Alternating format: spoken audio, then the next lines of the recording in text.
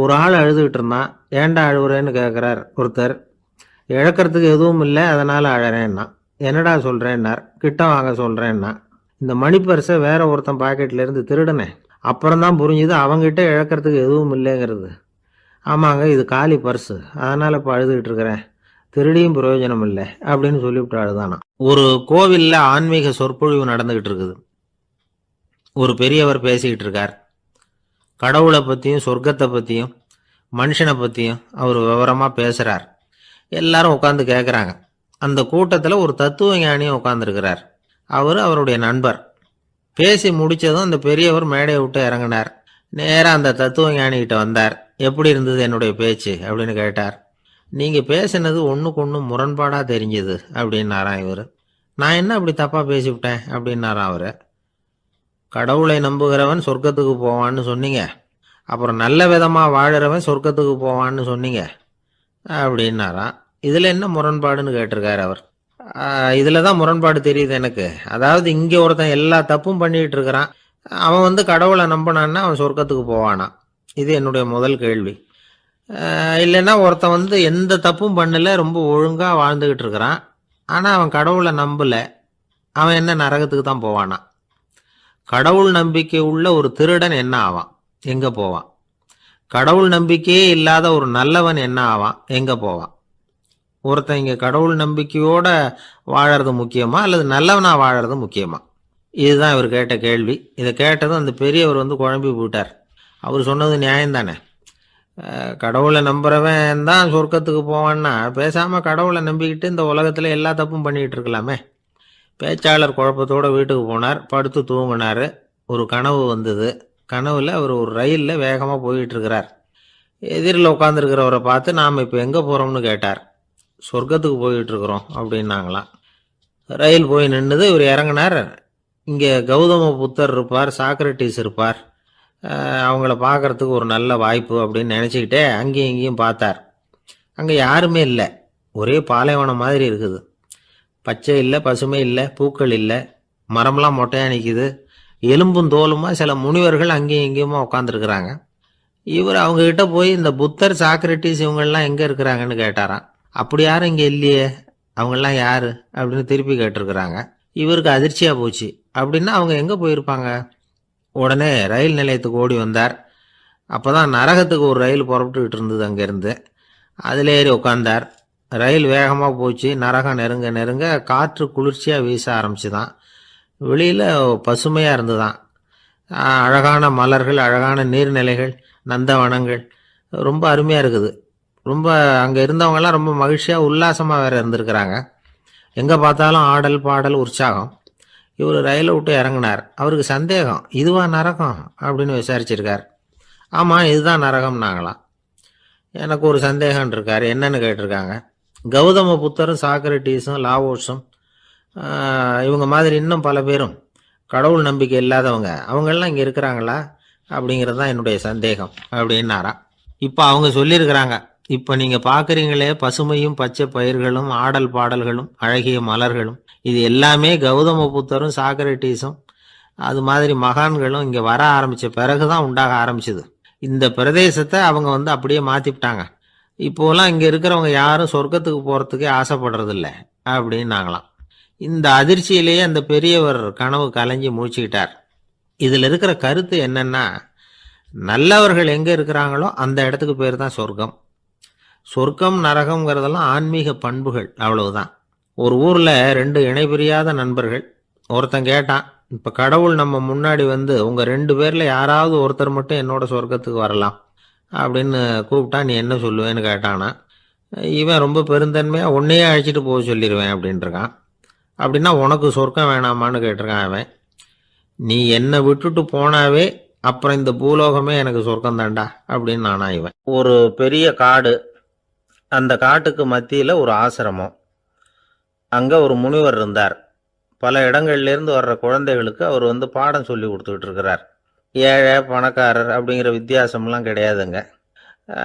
எல்லாரும் அவர்கிட்ட தங்கள் பிள்ளைகளை அனுப்பி வச்சாங்க. மன்னர்களுடைய பிள்ளைகள் கூட அங்கே அவர்கிட்ட தான் படிக்கிறதுக்கு வருவாங்க. ஆனால் அந்த முனிவரை பொறுத்த வரைக்கும் எல்லா பிள்ளைங்களும் ஒன்று தான். இது யார் வீட்டு பிள்ளைன்னெல்லாம் பார்க்க மாட்டார். எல்லாரும் சமம். மாணவர்கள்லாம் அங்கேயே மாத கணக்கில் வருஷ கணக்கில் தங்கியிருந்து பாடம் கற்றுக்கிட்டு போகிறது வழக்கம். அவராக பார்த்து போன்னு சொல்கிற வரைக்கும் அங்கேயே இருக்கணும், படிக்கணும். குருகுல வாசம். ஒரு சமயம் ஒரு ராஜகுமாரனும் அவர்கிட்ட வந்து படிச்சுக்கிட்டு இருந்தான். அவனுக்கு ஒரு 15 வயசு இருக்கும். சில வருஷம் கழித்து இந்த முனிவர் தன்கிட்ட இருக்கிற மாணவர்களுக்கெல்லாம் பரீட்சை வச்சார். அவங்களுடைய அறிவு முதிர்ச்சியை கணிக்கிறதுக்காக பல சோதனைகள்லாம் வச்சார். ஒவ்வொருத்தராக பார்த்து இனிமேல் நீங்கள் வந்து உங்கள் வீட்டுக்கு போகலாம் அப்படின்னு சொல்லி அனுப்பி வச்சுக்கிட்டு இருக்கிறார். எல்லாரும் போயிட்டாங்க. கடைசியாக மிஞ்சி இருந்தது ஒரே ஒரு மாணவன். அவனை மட்டும் வீட்டுக்கு அனுப்பலை. யார் அந்த பையன் தெரியுமா? அவன்தான் அந்த ராஜகுமாரன். ராஜகுமாரனுடைய தந்தைக்கு, அதுதான் இந்த ராஜாவுக்கு, அங்கே வயசு ஏறிக்கிட்டே போகுது. என்ன இது, படிக்க போன பையன் இன்னும் திரும்பி வரலையே அப்படின்னு நினச்சார்.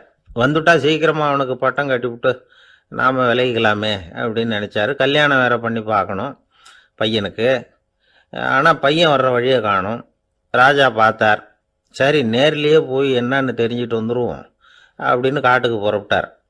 அங்கே போய் முனிவரை பார்த்தார். முனிவர் வந்து இவரை அன்பாக வரவேற்று உட்கார வச்சார். அதுக்கப்புறம் ராஜா மெதுவா, எல்லாரையும் வீட்டுக்கு அனுப்பி வச்சுட்டிங்களாமே, ஏன் பிள்ளைய மட்டும் அப்படின்னு சொல்லி மெதுவாக இழுத்தார். முனிவர் வந்து இதுக்கு உடனே பதில் சொல்லலை. ராஜாவை கூப்பிட்டுட்டு போய் விருந்தினர் குடிசையில் தங்க வச்சார். அதுக்கப்புறம் சொன்னார், உங்கள் மகன் வந்து எல்லா பாடங்கள்லேயும் முதலிடம் வாங்கியிருக்கான். இப்படி முதலாவதாக வர்ற மாணவனுக்கு நாங்கள் இன்னொரு தேர்வு வைக்கிறது வழக்கம். அதுலேயும் அவன் வந்து முதலாவதாக வந்துட்டான்னா அவன் ஒரு பெரிய வித்வான் அப்படிங்கிற கௌரவத்தை அடைஞ்சிருவான் அப்படின்னார். அதாவது முனிவர் அப்படி சொல்கிறார். அப்படி சொல்லிவிட்டு போயிட்டார் அவர். ராஜா அங்கேயே தங்கிட்டார். ராத்திரி படுத்து தூங்கினார். காலையில் எழுந்திரிச்சு அந்த குடிசைக்கு வெளியில் வந்தார் பல்லு விளக்கிறதுக்காக. அந்த சமயத்தில் தூரத்தில் ஒருத்தன் ஒரு கையில் கோடாலியை வச்சுக்கிட்டு தலையில் ஒரு பெரிய விறகு கட்டை சுமந்துக்கிட்டு வந்துக்கிட்டு இருக்கிறது மாதிரி தெரிஞ்சது. யாராவது விறகு வெட்டியாக இருக்கும் அப்படின்னு நினச்சார் ராஜா. கிட்ட வந்ததும் உத்து பார்க்குறாரு. பார்த்தா அது தன்னோட புள்ள. திகைச்சு போயிட்டார். என்ன இது, ஒரு ராஜகுமாரனை கூட இது மாதிரி வேலையெல்லாம் செய்ய சொல்கிறாங்களே அப்படின்னு நினச்சார். ராஜகுமாரன் வந்து விறகு கட்டை கொண்டுகிட்டு போய் கொல்லை பக்கம் வச்சான். அந்த சமயம் முனிவர் அங்கே வந்தார். என்ன மகனே, விறகு வெட்டிட்டு வந்துட்டியா? சரி, இப்போ வந்து ஒரு துடைப்பத்தை எடுத்துக்கோ, விருந்தினர் குடிசையின் வாசல் பக்கத்தை கூட்டி பெருக்கி சுத்தம் பண்ணு போ அப்படின்னார். அப்படியே செய்கிறேன் குருவே அப்படின்னு சொல்லிவிட்டு போனான். சுத்தம் பண்ண ஆரம்பிச்சிட்டான். ராஜா பார்த்தார் இதை. உடனே ஓடியாந்தார். மகனே, என்ன காரியம் பண்ணுற? துடைப்பத்தை கீழே போடுனார். இப்போ அந்த ராஜகுமாரன் சொல்கிறான், தந்தையே, இது வந்து என்னுடைய குருதேவரோட உத்தரவு. இங்கே வந்து நான் ஒரு மாணவன். இங்கே அரசனும் ஒன்று தான், ஆண்டியும் ஒன்று தான். குருதேவர் சொல்கிறத மறுக்காமல் செய்கிறது தான் எங்கள் கடமை அப்படின்னா. இந்த சமயம் முனிவர் அங்கே வந்தார். இவனை வந்து முதுகில் தட்டி கொடுத்தார். அப்புறம் ராஜா கிட்ட சொன்னார், அரசே, உங்கள் புள்ள எங்கள் கடைசி தேர்வுலேயும் வெற்றி பெற்றுட்டான். பணிவு தான் மாணவர்களின் மிக உயர்ந்த குணம். குருநாதர் சொல்கிறது மனசுக்கு பிடிக்கலன்னா கூட மறுக்காமல் செய்யணும். அப்படி செய்கிறதுனால எதை செய்யலாம் எதை செய்யக்கூடாது அப்படிங்கிற விவேகம் அவங்களுக்கு வந்துடும். செய்யக்கூடாததை கூட பெரியவங்க சொல்லிவிட்டா செஞ்சு தான் ஆகணும் அப்படிங்கிற பணிவு அவங்களுக்கு வந்துடும். இந்த குணம் வந்துட்டுதுன்னா அவங்க எத்தனை கடினமான வேலையாக இருந்தால் கூட ரொம்ப சுலபமாக செஞ்சு முடிச்சிருவாங்க. தூக்கத்திலேயும் அப்புறம் துக்கத்திலேயும் தோண்டு போட மாட்டாங்க. இந்த பணிவும் விவேகமும் அவங்கக்கிட்ட மன உறுதியை ஏற்படுத்தும். அந்த உறுதி உங்கள் பையனுக்கு வந்தாச்சு. இனிமேல் அவனை நீங்கள் அழைச்சிட்டு போகலாம். அவன் நிச்சயமாக பேரும் புகழும் பெறுவான் அப்படின்னார். ராஜா அவரை பார்த்து, குருதேவா, புரிஞ்சுக்கிட்டேன், என்னை மன்னிக்கணும் அப்படின்னாரு. அதுக்கப்புறம் மகனை அழைச்சிக்கிட்டு நாட்டுக்கு திரும்பி வந்துட்டார். இந்த கதையை இன்று ஒரு தகவலில் சொல்லுங்கள் சார், உங்கள் நிகழ்ச்சியில் சொல்லுங்கள் சார் அப்படின்னு சொல்லி மாணவர்கள் கேட்டால் பணிவாக இருக்கிறது எப்படி அப்படிங்கிறத புரிஞ்சுக்குவாங்க அப்படின்னு சொன்னார் ஒருத்தர். சரி, சொல்லுவோம். அதுக்கு முன்னாடி நேர்லேயே ஒரு பையன்கிட்ட சொல்லி பார்க்கலாமே அப்படின்னு தோணுச்சு. உடனே ஒரு பையனை கூப்பிட்டோம். ஏன்பா, உங்கள் வாத்தியார் உனக்கு இது மாதிரி ஒரு பரீட்சை வச்சா என்ன பண்ணுவேன் அப்படின்னு கேட்டோம். நானும் அப்படி தான் சார் நடந்துக்குவேன். விறகு வெட்டுவேன், துடைப்பத்தினால கூட்டி சுத்தம் பண்ணுவேன், உடனே செஞ்சு முடிச்சிருவேன் சார் அப்படின்னா. பலே பரவாயில்லையே அப்படின்னோம். ஆமாம் சார், அப்படி செஞ்சால் தானே வீட்டுக்கு அனுப்புவார், இல்லைன்னா இன்னொரு வருஷம் இங்கேயே இருந்து படின்னு சொல்லிவிடுவார், அதனால் அப்படி செய்வேன் அப்படிங்கிறான் அந்த பையன். இந்த உலகத்தில் உண்மையாகவே வேதாந்தம் பேசுகிறவங்களும் உண்டு. உள்ளுக்குள்ளே வேற மாதிரி இருந்துக்கிட்டு வெளியில் வேதாந்தம் பேசுகிறவங்களும் உண்டு. ஒரு ஆள் இருந்தார். அவரு ஒரு கடை வச்சு வியாபாரம் பண்ணிக்கிட்டு இருந்தார். மகா கஞ்சன், யாருக்கும் எந்த உதவியும் செய்ய மாட்டார். எச்சில் கையென்ன ஈர கையை கூட உதற மாட்டார். அப்படிப்பட்ட மனுஷன். அந்த ஊருக்கு ஒரு முனிவர் வந்துக்கிட்டு இருந்தார். வருஷத்துக்கு ஒரு தடவை வருவார். ஒரு நாள் 2 நாள் இருப்பார், அப்புறம் போயிடுவார். அந்த முனிவர் வர்றப்போலாம் இந்த ஆள் எழுந்திரிச்சு ஓடி போய் அவரை வரவேற்பான். ரொம்ப பெரிய வேதாந்தி மாதிரி அவர்கிட்ட பேசிக்கிட்டு இருப்பான். காயமே இது பொய், வெறும் காற்றடைத்த பையும்மா, தர்மம் தலைகாக்கும்மா. பணம் என்ன சார் பணம், இன்னைக்கு ஒருத்தன் கையில் இருக்கும், நாளைக்கு ஒருத்தன் கையில் இருக்கும், எல்லாம் மாயம். எனக்கு தான் இன்னமும் இந்த சம்சார பந்தத்திலிருந்து விடுபடுறதுக்கு நேரம் வரலேம்மா. அந்த முனிவரும் இந்த ஆள் இப்படி சொல்கிறத கேட்ட உடனே, ஏப்பா அப்படி சொல்கிற, இப்போ கூட நீ சரின்னு சொல்லு, உனக்கு தீட்சை கொடுத்து இதிலிருந்து விடுபடுற ஞானத்தை போதிக்கிறேன் பார். உடனே அந்த ஆள் என்ன சொல்லுவான் தெரியுமா? ஐயோ சாமி, இப்போ அது எப்படிங்க முடியும், பிள்ளைங்கள்லாம் சின்ன சிறுசுங்க, அதுகளுக்கெல்லாம் ஒரு கல்யாணம் காட்சின்னு செஞ்சு கடமையை முடிச்சுட்டா நீங்கள் சொல்கிறபடி செஞ்சு விடலாமா. சரி, இன்னும் முனிவர் போயிடுவார். அடுத்த வருஷம் வருவார். இவன் வழக்கம் போல் வேதாந்தம் பேசுவான். சரி தீட்சை கொடுக்குறேன் வா அம்பார். பேரம்பேத்தியை பார்க்கணும், கோர்ட்டில் கேஸ் ஒன்று இருக்குது, அது முடியணும் அப்படின்னு தயங்க ஆரம்பிச்சிருவான். எல்லாம் சொல்லுவான், ஆனால் குடிக்கிறதுக்கு தண்ணி கூட கொடுக்க மாட்டான். ரொம்ப வருஷம் கழித்து மறுபடியும் ஒரு நாள் அந்த ஊருக்கு முனிவர் வந்தார். இவன் கடைக்கு வந்தார். அப்புறம் அங்கே கல்லாவில் நம்ம ஆள் இல்லை, அவன் புள்ள தான் உட்காந்துருக்கிறான். அப்பாவை போலவே புள்ளையும் எழுந்திரிச்சு ஓடியாந்து முனிவரை வரவேற்றான். அப்பா எங்கன்னு விசாரிச்சார் முனிவர். ஐயோ அதை ஏன் கேட்குறீங்க சாமி, உங்ககிட்ட தீட்சை வாங்கி இந்த சம்சார பந்தத்திலேருந்து விடுதலை பெறணும்னு சொல்லிக்கிட்டே இருப்பார், அது நிறைவேறாமலே போய் சேர்ந்துட்டார். போன மாதம் ஒரு நாள் திடீர்னு நெஞ்சு வலிக்குதுன்னார், அவ்வளவுதான் போட்டுன்னு போயிட்டார் அப்படின்னு புலம்புனான் பையன். இதை கேட்டதும் முனிவர் சிரிச்சாரான். அவன் எங்கடா போவான், உன் அப்பா எங்கேயும் போகல, இதோ வாழை ஆட்டிக்கிட்டு உன் காலடியிலே இருந்துக்கிட்டு இருக்கான் பார் அப்படின்னு சொல்லி அங்கே நின்றுக்கிட்டு இருந்த ஒரு நாயை சுட்டி காட்டினாரான். என்ன சாமி சொல்கிறீங்க அப்படின்னு ஆச்சரியமாக கேட்டிருக்கான் பையன். உடனே முனிவர் அந்த நாயோட தலையில் ஒரு தட்டு தட்டி பேசுகிறா அப்படின்னாரான். உடனே அந்த நாய் வேதாந்தம் பேச ஆரம்பிச்சுட்டு தான். காயமே இது போய் வெறும் காற்றடைத்த பைய அப்படின்னு தான். முனிவர் சொன்னார், அடே இப்போவும் ஒன்றும் கெட்டு போகல, நீ விரும்புனா சொல்லு, உனக்கு தீட்சை கொடுத்து என் பின்னாடியே அழைச்சிட்டு போயிடுறேன், அங்கே அழைச்சிட்டு போய் உனக்கு ஞானத்தை போதிக்கிறேன், வர்றியா அப்படின்னு கேட்டிருக்காரு. உடனே அந்த நாய் சொல்லிச்சான், ஐயோ அதை ஏன் கேட்குறீங்க சாமி, நான் உண்ணாமல் தின்னாமல் ஏராளமான சொத்து சேர்த்து வச்சுட்டேன். என் பிள்ளைங்க அதோட பெருமை தெரியாமல் ராத்திரி நேரம்லாம் கதவை திறந்து போட்டுட்டு தூங்கிடுவாங்க. அதனால் இப்படி நாயாக பிறந்து ராத்திரி பகலாக சுற்றி சுற்றி காவல் காத்துக்கிட்டு கிடக்கிறேன். இப்போ எப்படி சாமி வர முடியும் அப்படின்னு கேட்டுதான். அறியாமையிலேயே சுகம் கண்டு இப்படி இருக்கிற ஆளுங்களுக்கு எப்படி விடுதலை கிடைக்கும், எப்போ விடுதலை கிடைக்கும் அப்படின்னு கேட்குறார் தசாவதானி, திருக்குறள் பேர் ராமையா. அவர் கேட்குறது நியாயம் தானே. இந்த காலத்து பையன் ஒருத்தன் அப்பா கிட்ட சொன்னான், அப்பா இன்னைக்கு நான் 1 ரூபா மிச்சப்படுத்தி விட்டேன் அப்படின்னு. நானும் அப்படியா, என்னடா பண்ணேன்னு கேட்டிருக்காரு அப்பா. டவுன் பஸ்ஸில் ஏறாமல் அது பின்னாடி. என்ன அப்படி சொல்கிறேன் நான், இவன் 10 நிமிஷத்துக்கு முன்னாடி நான் லாரி ஓட்டிகிட்டு வந்தேன், அப்போ நீங்கள் எதிரில் வந்திருந்தீங்கன்னா என்ன ஆயிருக்கும் அப்படின்னு நானும். அவன் ஒரு பெரிய தத்துவ சிந்தனையாளர் இருந்தார், சுவாங் ட்சு அப்படின்னு பேர். அவருடைய மனைவி ஒரு நாள் திடீர்னு காலமாயிட்டாங்க. ஐயோ பாவம், அவர் ரொம்ப வருத்தப்படுவார், போய் ஆறுதலாக 4 வார்த்தை பேசிவிட்டு வரலாம் அப்படின்னு நினச்சிக்கிட்டு நிறைய பேர் அவரை தேடிட்டு வந்தாங்களாம். வந்தவங்களுக்கு ஆச்சரியம், ஏன்னா இவர் வருத்தப்பட்டுக்கிட்டு இருப்பார் அப்படின்னு தானே எதிர்பார்த்தாங்க. அப்படி இல்லை, தாளம் போட்டுக்கிட்டு உட்காந்துருக்கிறார், தாளத்துக்கு தகுந்த மாதிரி பாட்டு வேறு பாடிக்கிட்டு இருக்கிறார். என்ன மனுஷன் அவர், கொஞ்சம் கூட கவலை இல்லாமல் இப்படி இருக்கிறாரு அப்படின்னு நினச்சாங்க. ஒருத்தர் துணிஞ்சு அவர்கிட்ட கேட்டுவிட்டார், என்னங்க இது இப்படி அப்படின்னு. அதுக்கு அவர் என்ன சொன்னார் தெரியுமா? இதை பாருங்கள், என்னுடைய மனைவி பிறக்கிறதுக்கு முன்னாடி அவளுக்கு உயிரும் கிடையாது, உடலும் கிடையாது. அதுக்கு பிறகு தான் உயிர் வந்தது, உடல் வந்தது, அந்த உருவம் வந்தது. இப்போ என்ன ஆச்சு, அந்த உருவமும் உயிரும் போயிட்டுது, அவ்வளவுதானே. வந்தது போயிட்டுது. இளவேனில் காலம், இலையுதிர் காலம், பனிக்காலம், இப்படி பருவங்கள் மாறி மாறி வருது இல்லையா? அது மாதிரி பிறப்பும் இறப்பும் மாறி மாறி வருது, இது இயற்கை. இதுக்காக அழுதா அது எப்படி அப்படின்னாராம். ஞான தெளிவு அடைஞ்சவங்களுக்கு எல்லாமே சுகம்தான். திருவள்ளுவரும் அதை தான் சொல்கிறார், உறங்குவது போலும் சாக்காடு, உறங்கி விழிப்பது போலும் பிறப்பு. தூங்கிறதுக்கெல்லாம் நாம் வருத்தப்பட்டுக்கிட்ட இருக்கிறோமா? இன்றைக்கி தூங்க வேண்டியிருக்குதே, இன்னும் கொஞ்சம் நேரத்தில் நான் தூங்க வேண்டியிருக்கு அப்படின்னு சொல்லி யாராவது அழுதுகிட்டு இருப்பாங்களா? அதனால் இந்த உலக வாழ்க்கையினுடைய இயல்பை யதார்த்தத்தை நாம் தெளிவாக புரிஞ்சுக்கணும். அப்படி புரிஞ்சுக்கிட்டால் நாம் கவலை இல்லாமல் வாழ முடியும். ஒரு வயசான தாத்தா பாட்டி 60 வருஷத்துக்கு முன்னாடி அவங்களுக்கு கல்யாணம் ஆச்சு, ஒன்றாவே வாழ்ந்தாங்க, ஒன்றாவே இறந்து போனாங்க. இப்போ அவங்க 2 பேரும் சொர்க்கத்துக்கு போய் சேர்ந்தாங்க. அங்கே எல்லா வசதியும் இருந்தது. ஒரு பெரிய பங்களாவே இவங்களுக்கு ஒதுக்கி கொடுத்தாங்களாம். இதுக்கு எவ்வளவு வாடகைன்னு கேட்டார் தாத்தா. வாடகையெல்லாம் கிடையாது, இலவசம் அப்படின்னார் அங்கே இருந்தவர். அந்த வீட்டுக்கு பின்னாடி ஒரு பெரிய புல்வெளி இருந்தது. இதில் விளையாட ஏதாவது கட்டணம் உண்டான்னு கேட்டிருக்கார் தாத்தா. அதெல்லாம் ஒன்றும் கிடையாது, பணம்லாம் கட்ட வேண்டியதில்லை அப்படின்னார் அவர்.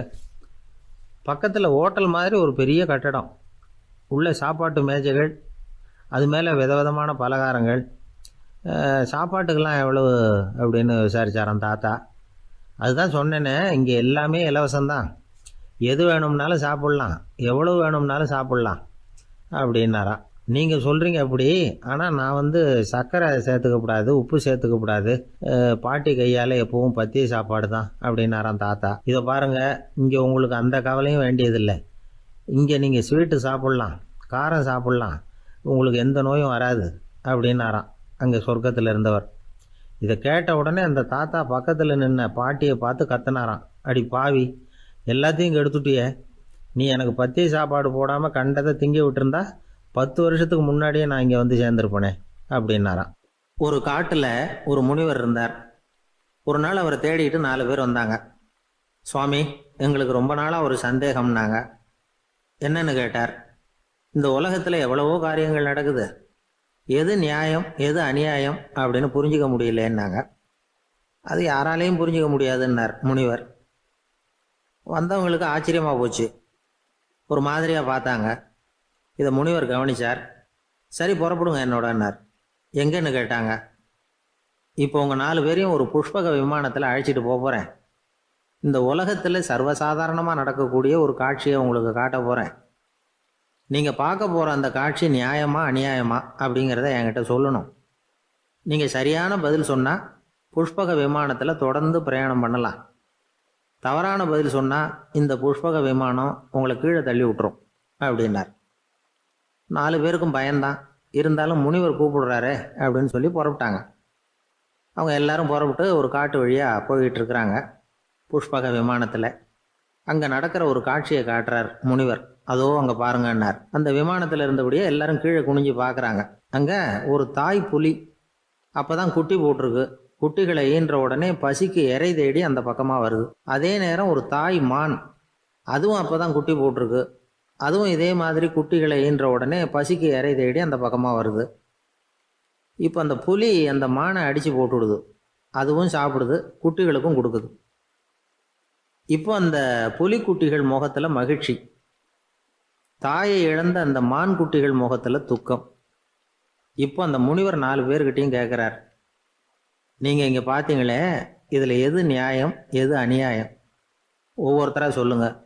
உங்கள் பதில் சரியில்லைன்னா இந்த விமானம் உங்களை கீழே தள்ளி விட்டுரும், சொல்லுங்கள் பார்க்கலாம்னார். முதல்ல ஒருத்தன் சொன்னான், அந்த புலி செஞ்சது சரிதாங்க, அது பசிக்கு அதுதான் ஆகாரம், தன்னுடைய பசிக்கு தானே இறை தேடிக்கிட்டுது, அதில் என்ன தப்பு, அவ்வளவுதான், அதனால் புலி செஞ்சது நியாயம்தான் அப்படின்னா. அவ்வளவுதான், அந்த விமானம் அவனை அப்படியே கீழே தள்ளி விட்டுட்டுது. அதனால் அவன் கொடுத்த பதில் சரியில்லை அப்படிங்கிறது புரிஞ்சு போச்சு. இப்போ 2வது ஆள் சொன்னான், புலி செஞ்சது பாவம், அந்த தாய்மான் என்ன தப்பு பண்ணிச்சு, இப்போ அந்த குட்டிகளுக்கு யார் ஆதரவு, அதனால் புலி செஞ்சது அநியாயம் அப்படின்னா. அவ்வளவுதான், அவனையும் கீழே தள்ளி விட்டுட்டுது அந்த விமானம். இந்த பதிலும் சரியில்லை அப்படின்னு ஆயிட்டுது. இப்போ 3வது ஆள் வந்தான். முதல்ல 2 பேர் கீழே விழுந்ததை பார்த்துக்கிட்டு இருந்தான். அதனால் அவன் சொன்னான், ரெண்டுமே நியாயந்தாங்க, புலி இறை தேடினதும் இயற்கை, அதுக்கு மான் இறையானதும் இயற்கை, அதனால் இதில் ஒன்றும் தப்பு இல்லைன்னா. அவ்வளவுதான், அவனையும் அந்த விமானம் கீழே பிடிச்சி தள்ளி விட்டுது. இப்போ 4வது ஆள் வந்தான். முனிவர் கேட்டார், நீயாவது சொல்லுப்பா, இந்த செயலில் எது நியாயம்னார். அவன் தெளிவாக பதில் சொன்னான். அதாவது என்ன சொன்னான்னா, எனக்கு தெரியல அப்படின்னா. அவனை விமானம் கீழே தள்ளலை, சௌரியமாக அழைச்சிட்டு போட்டுது. இவனும் பிரயாணம் சௌக்கியமாக பண்ணானான். ஆக இதுதான் சரியான பதிலுங்கிறத முனிவர் உணர்த்தினார். இந்த கதையிலிருந்து நாம் புரிஞ்சுக்க வேண்டியது என்னென்னா, இந்த உலகத்தில் எவ்வளவோ காரியங்கள் நடக்குது, அதெல்லாம் ஏன் அப்படி நடக்குதுங்கிறதுக்கு எப்பேற்பட்ட பண்டிதராலும் பதில் சொல்ல முடியாது. தெரியாததை தெரியாதுன்னு ஒத்துக்கிட்டா வாழ்க்கை பிரயாணம் சுகமாக இருக்கும். அதனால் தேவையில்லாத விஷயங்களை புரிஞ்சுக்கிறதுக்கு நேரத்தை செலவு பண்ணிகிட்டு இருக்கக்கூடாது. வாழ்க்கையை குழப்பிக்க கூடாது. வாழ்க்கைக்கு தேவையானது என்னவோ அதை மட்டும் புரிஞ்சுக்கிட்டா போதும். இந்த காலத்து ஆள் ஒருத்தன் ஒரு பெரியவரை தேடி வந்தான். ஐயா, ஒரு சந்தேகம்னா. என்ன உன்னுடைய சந்தேகம்னார். பகுத்தறிவுன்னா என்ன, விதின்னா என்ன அப்படின்னு கேட்டான். இதுக்கு அவர், இப்போ உன்னுடைய வலது காலை தூக்குன்னார். தூக்கினான். சரி, இப்போ உன்னுடைய வலது காலை கீழே இறக்காம உன்னுடைய இடது காலையும் தூக்குன்னார். தூக்கினான். பொத்துன்னு கீழே விழுந்துட்டான். பெரியவர் சொன்னார், உன்னால் ஒரு காலை தூக்க முடிஞ்சுது, அதுதான் பகுத்தறிவு. 2 கால்களையும் ஒரே சமயத்தில் தூக்குனா அடிபடும், அப்படிங்கிறது தான் விதி அப்படின்னு விளக்கம் கொடுத்தார். இவன் தன்னுடைய விதியை நொந்துக்கிட்டே இடுப்பை பிடிச்சிக்கிட்டு அங்கேருந்து நடந்து போயிட்டானான். ஒரு ஊரில் ஒரு பெரியவர் இருந்தார். ஒரு நாள் அவரை தேடி ஒருத்தர் வந்தார். ஐயா, நான் கடவுளை பரிபூர்ணமாக நம்புகிறேன் அப்படின்னார். சரி, அந்த நம்பிக்கை உனக்கு எப்படி வந்ததுன்னு கேட்டார் இவர். அவர் சொல்ல ஆரம்பித்தார். ஐயா, எனக்கு கல்யாணம் ஆகி 10 வருஷம் ஆச்சு. ஆனாலும் குழந்தை பாக்கியம் இல்லை. அதுக்கு என்ன காரணமாக இருக்கும்னு நான் யோசனை பண்ணிகிட்டு இருந்தப்போ நண்பர் ஒருத்தர் ஒரு ஆலோசனை சொன்னார். உனக்கு மதப்பற்று இல்லை, எந்த கடவுளையுமே நம்ப மாட்டேங்கிற, அதுதான் காரணம். கடவுளை நம்பு, உனக்கு குழந்தை பாக்கியம் கிடைக்கும் அப்படின்னார். அவர் அப்படி சொன்னாரே தவிர எனக்கு சந்தேகம்தான். இருந்தாலும் அவர் சொன்னபடியும் நடந்து தான் பார்ப்போமே அப்படின்னு முடிவு பண்ணேன். கடவுளை நம்ப ஆரம்பித்தேன். அந்த வருஷமே அழகான ஆண் குழந்தை பிறந்தது. எல்லாம் இறைவன் அருள் அப்படின்னார். இவர் இப்படி சொன்னதை கேட்டதும் அந்த பெரியவர் சொன்னார், நீ சொல்கிறதெல்லாம் சரிதான். இருந்தாலும் இந்த காலத்தில் எந்த ஒரு காரியமாக இருந்தாலும் அதை சோதனை செஞ்சு பார்த்துட்டு தான் ஒரு முடிவுக்கு வந்து சேர முடியும். அறிவுபூர்வமான முடிவு அதுவாக தான் இருக்கும். அறிவியல் சோதனைகள் அப்படித்தான். ஒரு குறிப்பிட்ட விஷயத்தை பற்றி எத்தனை தடவை சோதனை பண்ணாலும் ஒரே முடிவு தான் கிடைக்கணும். அதுதான் சரியாக இருக்கும். அதனால் இப்போ மறுபடியும் ஒரு சோதனைன்னார். என்ன செய்யணும் அப்படின்னு கேட்டார் இவர். கடவுள்கிட்ட ஒரு பெண் குழந்தை வேணும்னு கேளு. முதல்ல ஆண் குழந்தையை கொடுத்தது மாதிரியே இப்போ ஒரு பெண் குழந்தையையும் கொடுக்குறாரா பார்க்கலாம் அப்படின்னார். சரின்னு சொல்லி இவர் அதே மாதிரி முயற்சி பண்ணினார். அதுக்கப்புறம் அவர் இந்த பெரியவர்கிட்ட வரவே இல்லை. கொஞ்ச காலம் கழித்து இவரே அவரை தேடிக்கிட்டு போய் கதவை தட்டினார். அவர் கதவை திறந்தார். என்ன ஆச்சு, கடவுள் கண் திறந்தாரா அப்படின்னு கேட்டார். அவர், அந்த சமாச்சாரம்லாம் நமக்கு வேணாம் சார். முதல் தடவை அது ஏதோ தற்செயலாக ஏற்பட்ட ஒரு சாதகம். இப்போ நீங்கள் 2வது தடவை சொன்ன பிறகு தினமும் கடவுளை வேண்டிக்கிட்டு தான் இருக்கிறேன், ஒன்றும் நடக்கலை அப்படின்னார் ரொம்ப விரக்தியாக. ஒரே ஒரு தோல்வியில் உங்கள் நம்பிக்கையெல்லாம் பறந்து போயிடுது பார்த்தீங்களா அப்படின்னார் அந்த பெரியவர். எல்லாம் நல்ல விதமாக நடக்கிற வரைக்கும் நம்பிக்கை, எதிர்பார்த்தது தோல்வியில் முடிஞ்சுட்டுதுன்னா அவநம்பிக்கை. மற்றவர்கள் பேரில் வைக்கிற நம்பிக்கை எந்த நேரத்திலையும் விவகாரமாகி விடக்கூடிய சாத்தியம் உண்டு. நாம் நம்பிக்கை வைக்க வேண்டியது நம்மக்கிட்ட தான். நமக்குள்ளே இருக்கிறார் கடவுள். எனவே நம்ம பேரில் நாம் வைக்கிற நம்பிக்கை தான் உண்மையான கடவுள் பக்தி. நிபந்தனையற்ற நம்பிக்கையாக அது இருக்கணும். எல்லாம் நல்லபடியாக நடந்துக்கிட்டு இருந்தால் எந்த முட்டாளுக்கும் நம்பிக்கை வரத்தான் செய்யும் அப்படிங்கிறது ஒரு பெரியவர் கருத்து. தியானத்தின் மூலமாக தான் உனக்குள்ள ஆழமாக தோண்டுனா உன்னுடைய அடி ஆழத்தில் நம்பிக்கை வந்து அப்படி ஊற்றெடுக்கும், அதை பார்க்க முடியும் அப்படிங்கிறது பெரியவர்கள் சிந்தனை. ஒரு குழந்தை அப்பாவை பார்த்து என்னப்பா பண்ணுறேன்னு கேட்டுதான். பிரார்த்தனை பண்ணிகிட்டு இருக்கிறேன்னாரான் அப்பா. பிரார்த்தனை பண்ணுனா என்ன கிடைக்கும் அப்படின்னு கேட்டுதான் குழந்தை. எல்லாம் கிடைக்கும் அப்படின்னாரான் அப்பா. நீ வச்சிருக்கிறிய பேனா அது கூட கிடைக்குமான்னு கேட்டுதான் குழந்தை. ஓ, கிடைக்குமேன்னு இருக்கார். அப்படின்னா அந்த பேனாவை என்கிட்ட கொடுத்துரு, நீ பிரார்த்தனை பண்ணி வேற பேனா வாங்கிக்கோ அப்படின்னு தான் அந்த குழந்தை. ஒரு வயசான பாட்டியும் தாத்தாவும் ஒரு பூங்காவில் உட்காந்து பேசிக்கிட்டு இருக்கிறாங்க. அவங்களுக்கு கல்யாணம் ஆகி 53 வருஷம் ஆச்சு. பிள்ளைங்கள்லாம் படித்து பெரிய பெரிய வேலையில் இருக்கிறாங்க. பேரன் பேத்திகளும் நல்ல நிலைமையில் இருக்கிறாங்க. இந்த தாத்தாவும் பாட்டியும் சிரித்து பேசிக்கிட்டு இருந்ததை ஒரு பெரியவர் பார்த்தார். அவருக்கு ஆச்சரியமாக இருந்தது. இந்த வயசுலேயும் இவ்வளவு அந்யோன்யமாக இவங்க பேசிக்கிட்டு இருக்கிறாங்களே அப்படின்னு நினச்சார். சரி, நேரிலேயே கேட்டுருவோமே அப்படின்னு நினச்சிக்கிட்டு கிட்ட போனார். உங்கள் மன வாழ்க்கையின் வெற்றிக்கான ரகசியம் என்ன அப்படின்னு கேட்டார். இதை கேட்டதும் அந்த தாத்தா சிரிச்சுக்கிட்டே பாட்டியை பார்த்தாராம். அதுக்கப்புறம் சொன்னாராம், நான் இந்த அம்மாவை கல்யாணம் பண்ணிக்கிட்டதுக்கும் எங்களுடைய இல்வாழ்க்கை இவ்வளவு நாளாக பலம் குறையாமல் மகிழ்ச்சியாக இருக்கிறதுக்கும் காரணம் ஒன்று தான். அது என்ன காரணம்னா, எங்களுக்கு இடையில பொதுவாக நிறைய குறைகள் உண்டு, அதுதான் காரணம் அப்படின்னாராம். அவர் சொல்கிறது சரிதான் அப்படிங்கிறது மாதிரியே அந்த பாட்டியும் அவரை நிமிர்ந்து பார்த்தாங்களாம். இந்த பெரியவர் மறுபடியும் அந்த பாட்டியை பார்த்து அதே கேள்வியை கேட்டிருக்கார். உங்களுடைய நீண்டகால மன வாழ்க்கைக்கு கிடைச்ச வெற்றி எதனாலேன்னு சொல்ல முடியுமா அப்படின்னு கேட்டாராம். அவங்களும் சிரிச்சுக்கிட்டே பதில் சொன்னாங்களாம். என்ன பதில் தெரியுமா? சில பேரை நாம் குறிப்பிட்ட பண்புகளுக்காக நேசிக்கிறோம், வேற சிலரை நாம் அந்த பண்புகள் இல்லாத குறைகளுக்காகவே விரும்பி பழகிறோம் இல்லையா அப்படின்னு கேட்டுவிட்டு தலையை குனிஞ்சுக்கிட்டாங்களாம் அந்த பாட்டியம்மா. அவங்க அப்படி சொன்னதை கேட்டதும் இவருக்கு புதுசாக ஞானம் பிறந்தது மாதிரி இருந்துதான். இதுதான் மனம் நிறைந்த மன வாழ்க்கை அப்படிங்கிறார் சுவாமி சின்மயானந்தர். பண்புகளை எப்படி நேசிக்க முடியுதோ அதே மாதிரி பண்புகள் இல்லாத குறைகளையும் நேசிக்க முடியும். மனசு தான் காரணம். ஒரு மேல்நாட்டு தம்பதி, அவங்களும் தாத்தா பாட்டி தான். அவங்க 2 பேரும் ஒரு பூங்காவில் உட்காந்து சிரித்து பேசிக்கிட்டு இருக்கிறாங்க. அதை ஒருத்தர் பார்த்தார். அவருக்கு ஆச்சரியம், இவ்வளவு காலம் ஆகி இந்த வயசுலேயும் இப்படி அன்பாக பேசிக்கிட்டு இருக்கிறாங்களே அப்படிங்கிற ஆச்சரியம். கிட்ட நெருங்கி போனார். கேட்டார், ஏன் தாத்தா உங்களுக்கு கல்யாணம் ஆகி எவ்வளோ வருஷம் ஆச்சுன்னார். 55 வருஷம் ஆச்சுன்னாராம் அவர். இன்னமும் இவ்வளவு சந்தோஷமாக இருக்கிறீங்களே, அதுக்கு என்ன காரணம்னு கேட்டிருக்கார். அதுக்கு என்ன காரணம்னா, இது வரைக்கும் எங்களுக்குள்ள சண்டையே வந்ததில்லை அப்படின்னாராம். அது எப்படி முடியும்னு கேட்டிருக்கார் இவர் ஆச்சரியமா. அந்த தாத்தா சொல்ல ஆரம்பிச்சாராம், இதை பாருப்பா, எங்களுக்கு கல்யாணம் ஆன புதுசில் நானும் என்னுடைய மனைவியும் ஒரு குதிரை மேலே ஏறி ஒரு காட்டு வழியாக போய்கிட்டு இருந்தோம். கொஞ்சம் தூரம் போனதும் அந்த குதிரை எடக்கு பண்ணிச்சு.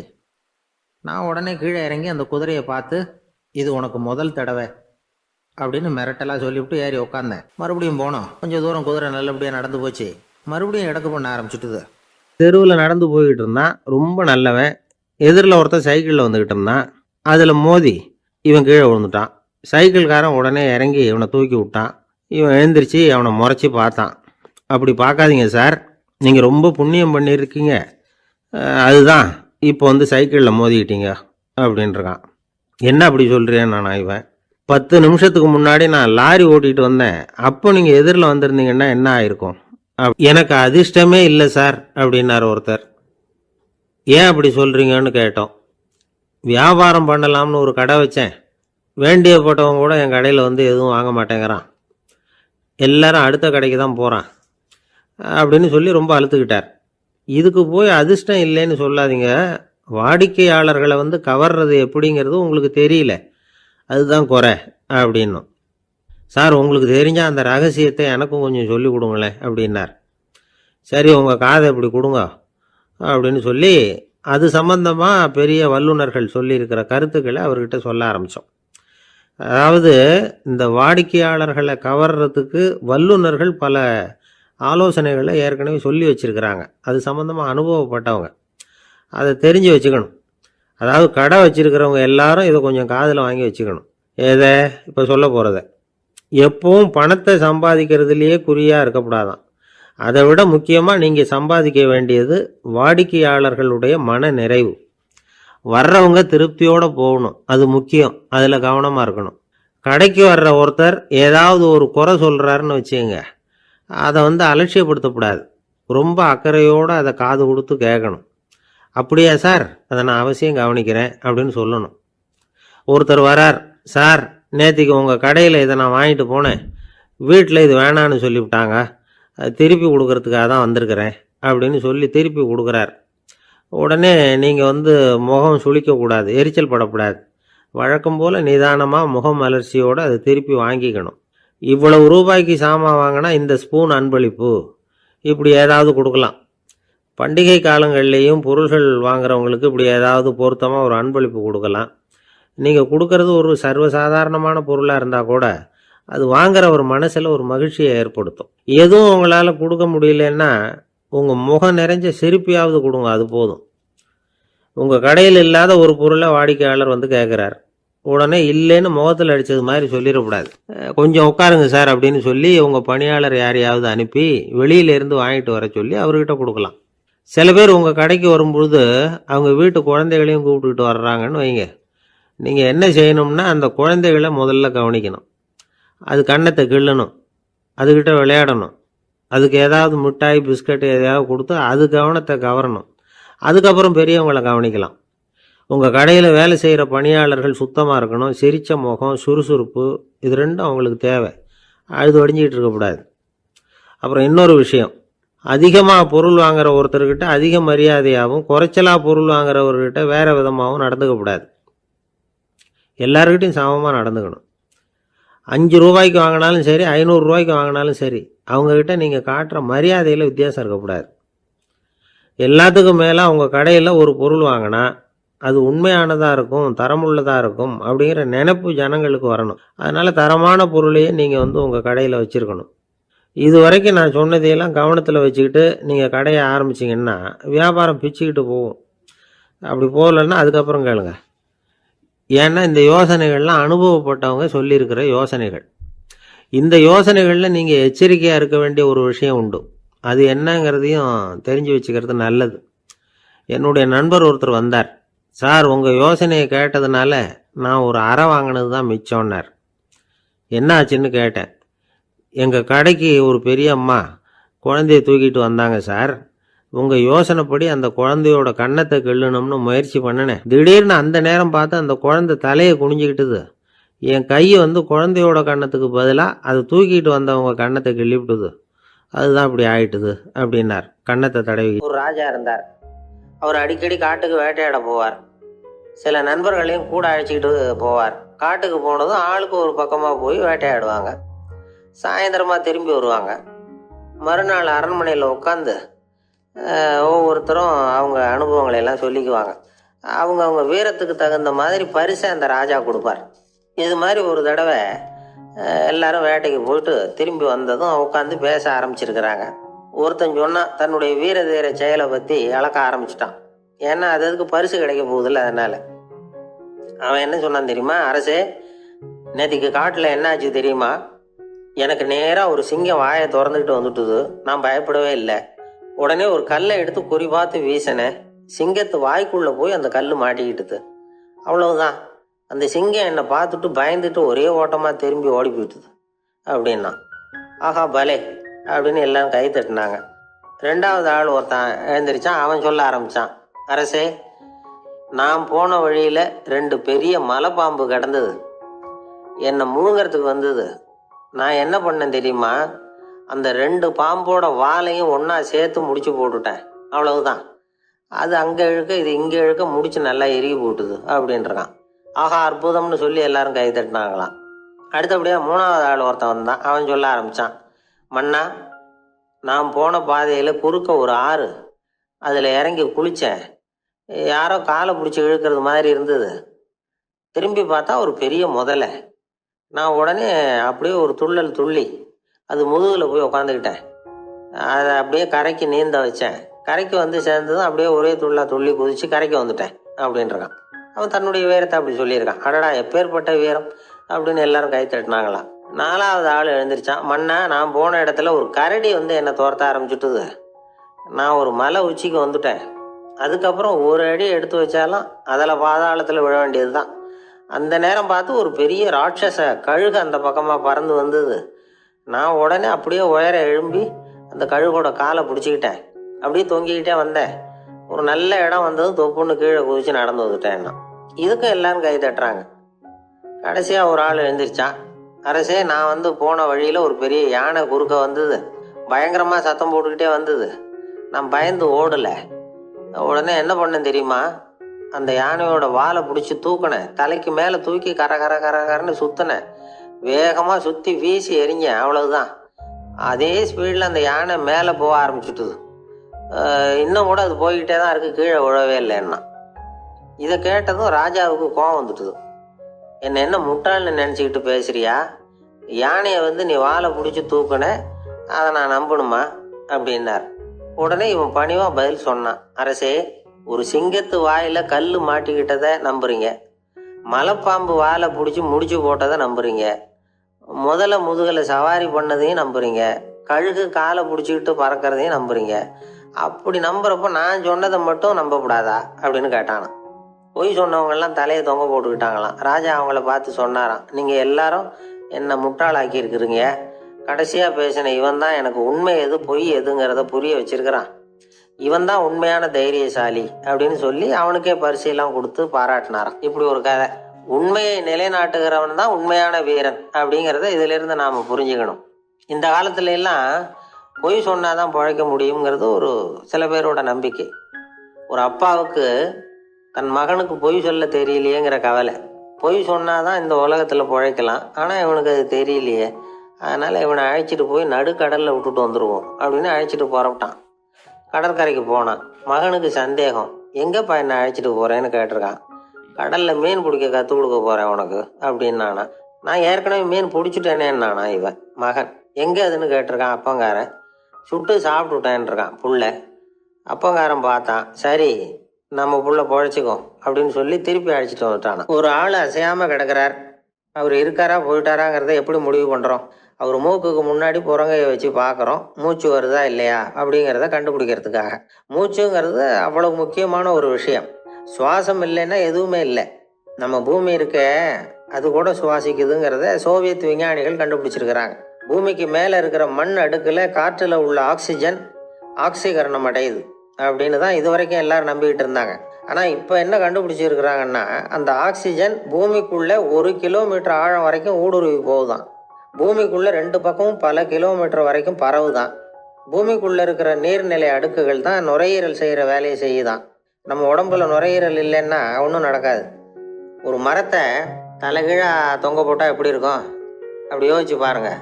அப்படி தான் இதுவும் நுரையீரலும் அப்படி தான் இருக்கும். வலது பக்கம் ஒன்று, இடது பக்கம் ஒன்று. வலது பக்கம் நுரையீரல் கொஞ்சம் பெருசாக இருக்கும். நுட்பமான நரம்பு குழாய்கள் அதில் இருக்கும். கோடிக்கணக்கான நுண்ணிய குழாய்களை வச்சுக்கிட்டு தான் அது வேலை செய்யுது. 25 கோடி குழாய்கள் இருக்கும். அதை அப்படியே முழுசாக பிரித்து பரப்புனா ஒரு டென்னிஸ் கோர்ட்டில் பாதி பரப்பளவு இருக்குமா. நுரையீரல் நிறம் கருஞ்சிவப்பு தான். புகை அதிகமாக உள்ளே போச்சுன்னா அது கருப்பாயிடுது. காற்றுல உள்ள பிராணவாயுவை இது இழுத்து எடுத்துக்கிட்டு ரத்தத்தை சுத்தப்படுத்துகிற முக்கியமான வேலையை இது செய்யுது. அசுத்த காற்றை வெளியில் அனுப்பி வச்சுடுது. ஒருத்தர் வேகமாக ஓடி வரார், அவருக்கு மூச்சு இறைக்கும். பயங்கரமாக எதையாவது பார்த்து விடுறார், உடனே மூர்ச்சி ஆகிடுவார். இது மாதிரி சமயங்களில் வேற எந்த தூண்டுதலும் இல்லாமல் நுரையீரல் தானாகவே இயங்கும். இப்படி ஒரு அவசியம் ஏற்படுறப்போ இயக்கத்தை தூண்டி விடுற முக்கியமான இணைப்பு மூளைக்கு கீழே முதுகு எலும்புக்கு மேற்பகுதியில் இருக்குது. அது உடனே சுவாசத்துக்கு அவசர உதவியை கொடுக்குது. இப்போ ஒருத்தர் பேசாமல் உட்காந்துருக்கார். இந்த சமயத்தில் அவருக்கு 1 பங்கு காற்று தேவைப்படுதுன்னு வச்சுக்கோங்க. அவர் எழுந்திரிச்சு நடக்கும் பொழுது 1.5 மடங்கு தேவைப்படும். ஓடுனார்னா 3 மடங்கு தேவைப்படும். படுத்துருக்கிறப்ப 1/2 மடங்கு தான் தேவைப்படும். இதுக்கு நிமிஷத்துக்கு 16 தடவை மூச்சு விட்டாகணும். இப்படி சாதாரணமாக உள்ளே இழுக்கிற காற்று கொஞ்சம்தான் இருந்தாலும் இது மாதிரி 8 மடங்கு காற்றை உள்ளே இழுத்து வச்சுக்கிற சாமர்த்தியம் நுரையீரலுக்கு இருக்குதான். தண்ணி, நுண்கிருமிகள், ரசாயன பொருள் இப்படி எது உள்ளே போனாலும் நுரையீரல் சமாளிச்சுக்கும். 30 வருஷமாக விடாத புகை பிடிக்கிறவர் தொடர்ந்து உள்ளே அனுப்பி வைக்கிற புகையை கூட சமாளிக்குதுன்னா பார்த்துங்களேன். உள்ளே போகிற புகை நுட்பமான சுவாச முடிச்சுகளை அழிச்சு விடுது. கறி புகை அது மேலே படிஞ்சு உபயோகம் இல்லாமல் பண்ணிவிடுது. ஆனாலும் தேவைக்கு அதிகமாக 8 மடங்கு கூடுதலாக சுவாச முடிச்சுகள் நம்ம உடம்புக்குள்ளே இருக்கிறதுனால சமாளிக்க முடியுது. சமாளிக்க முடியலன்னா சில சமயம் மூச்சு திணறும். அதை ஒரு எச்சரிக்கையாக எடுத்துக்கிட்டு புகை பிடிக்கிற பழக்கத்தை விட்டுடணும். அதுதான் நல்லது. ஆனால் அப்படி யார் விடுறது? இணை பிரியாத 2 நண்பர்கள் இருந்தாங்களாம். 2 பேரும் விடாமல் சிகரெட்டு குடிக்கிறவங்க. அதில் ஒருத்தன் செத்து போட்டான். இன்னொருத்தன் அதுக்கப்புறம் 2 சிகரெட்டாக குடிக்க ஆரம்பித்தானா. ஏன் இப்படி பண்ணுறேன்னு கேட்டிருக்காங்க. நான் 1 சிகரெட்டு தான் குடிக்கிறேன். செத்து போன என்னுடைய ஃப்ரெண்டு இருக்கானே, செத்து போனவன், அவனுக்காக இன்னொரு சிகரெட்டு குடிக்கிறேன் அப்படின்னு நானா. இது ரொம்ப ஆபத்து, விட்டுடு அப்படின்னு சொல்லியிருக்காங்க. சரின்னு ஒத்துக்கிட்டான். ஆனால் அதுக்கப்புறமும் 1 சிகரெட் வீதமாக குடிச்சிக்கிட்டே இருந்தான். சிகரெட்டு பழக்கத்தை நீ இன்னும் விடலையான்னு கேட்டாங்களாம். அந்த பழக்கத்தை நான் எப்போவோ விட்டுட்டேன். இப்போ நான் குடிக்கிறது என் ஃப்ரெண்டுக்காக அப்படின்னு நானா. இவங்கெல்லாம் எப்படி திருந்துறது? வாழ்க்கையில் சில சந்தர்ப்பங்களில் நாம் சில அவமானங்களை சந்திச்சே தீர வேண்டியிருக்கு. என்ன பண்ணுறது, காலம் அப்படி. அவமானப்படுறவங்க உடனே அடங்கி போயிடுறது தான் உலக வழக்கம். அவமானப்பட்டால் உடனே சீறி எழுறவங்களும் உண்டு. ஆனால் அதையே ஒரு சவாலாக எடுத்துக்கிட்டு முன்னுக்கு வர்றவங்களும் சில பேர் இருக்கிறாங்க. அவங்க ரொம்ப அபூர்வம். இன்னைக்கு மனோதத்துவ நிபுணர்கள்லாம் என்ன சொல்கிறாங்க தெரியுமா? அவமானப்பட்டுட்டா உடனே அடங்கி போயிடக்கூடாதான். அதையே ஒரு சவாலாக எடுத்துக்கிட்டு மனசில் ஒரு வைராக்கியத்தோடு முயற்சி பண்ணினா வாழ்க்கையில் எல்லாரும் முன்னேறலாம். அவமானம்ங்கிறத நாம் வைராக்கியமாக மாற்றிக்கணும். அதுதான் வெற்றிக்கு வழி.